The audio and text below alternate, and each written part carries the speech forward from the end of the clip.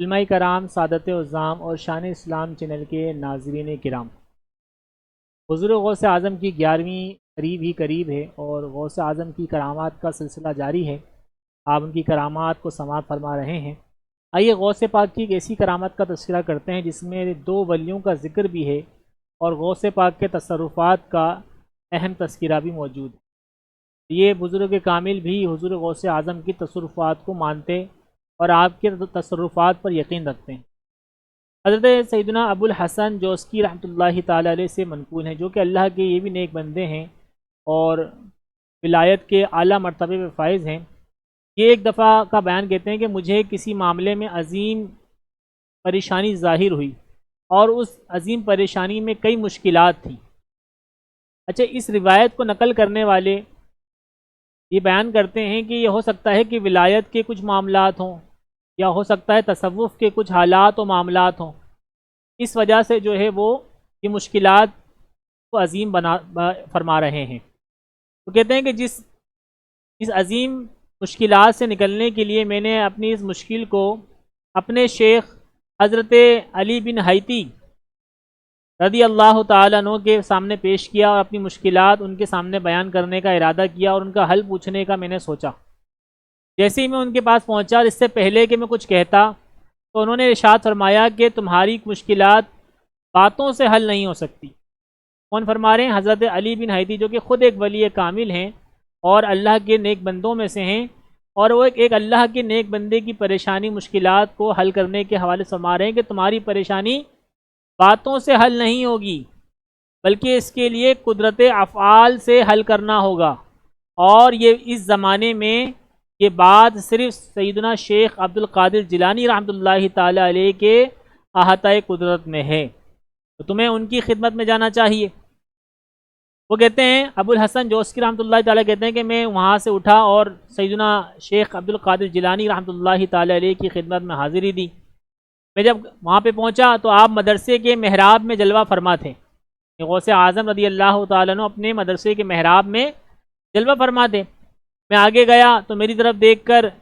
ایک رنگین دھاگا جس میں بہت ساری گرہیں لگی ہوئی تھیں، آپ نے مصلے سے نکالا اور ایک سرا میرے ہاتھ میں دے دیا اور دوسرا سرا اپنے ہی ہاتھ میں رکھا، اور ہر گرے کے بدلے اس دھاگے کو کھولتے رہے، اور اس طرح جو ہے میری مشکلات جو ہے وہ دور ہوتی رہی اور میرا مسئلہ حل ہوتا رہا، یہاں تک کہ وہ پوشیدہ معاملات مجھ پر ظاہر ہو گئے۔ پھر ابو الحسن جوسکی رحمۃ اللہ تعالی فرماتے ہیں کہ حضور غوث اعظم رضی اللہ تعالیٰ نے فرمایا کہ ان تمام مشکلات کا حل جو ہے اس کو اپنی قوت سے پکڑو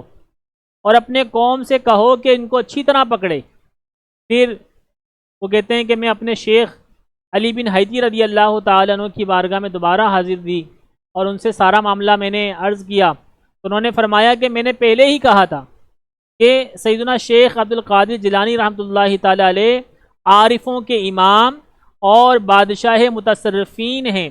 اور زمام کے مالک ہیں۔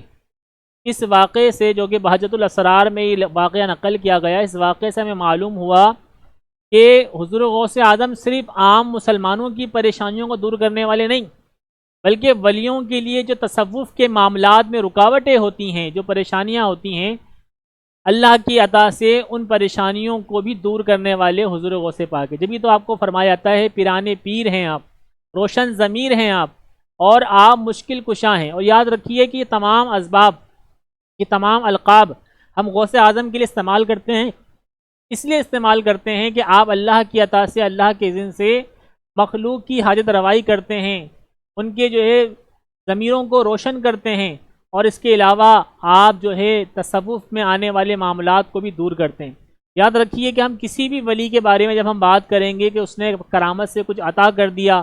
یا اس نے جو ہے کسی کے ضمیر کو روشن کر دیا، یا کسی مشکلات کو اس نے حل کر دیا، تو یاد رکھیے کہ اللہ کے مقابلے میں نہیں ہوتا۔ ہم کسی بھی ولی کی کرامت کا جب تذکرہ کرتے ہیں کہ اس نے کچھ عطا کر دیا، کچھ مشکل کشائی کر دی، ہم اللہ کے مقابلے میں لے کے نہیں آتے، ہرگز نعوذ باللہ ایسا نہیں ہے۔ ہم تو یہ کہتے ہیں کہ اللہ کی عطا سے غوث پاک نے کسی کو جو ہے نا کچھ عطا کر دیا، اللہ کی عطا سے غوث پاک نے یہ مسئلہ حل فرما دیا، اللہ کی عطا سے غوث پاک کے وسیلے سے، غوث پاک کے نام سے جو ہے یہ مسئلہ ہمارا حل ہو گیا۔ الحمدللہ اہل سنت کا یہ عقیدہ ہے کہ تمام اولیاء کاملین اللہ کی عطا سے جو ہے معاملات کو حل فرماتے ہیں۔ اللہ تعالیٰ سے دعا ہے کہ اللہ تعالیٰ ہم سب کو عمل کرنے کی توفیق عطا فرمائے۔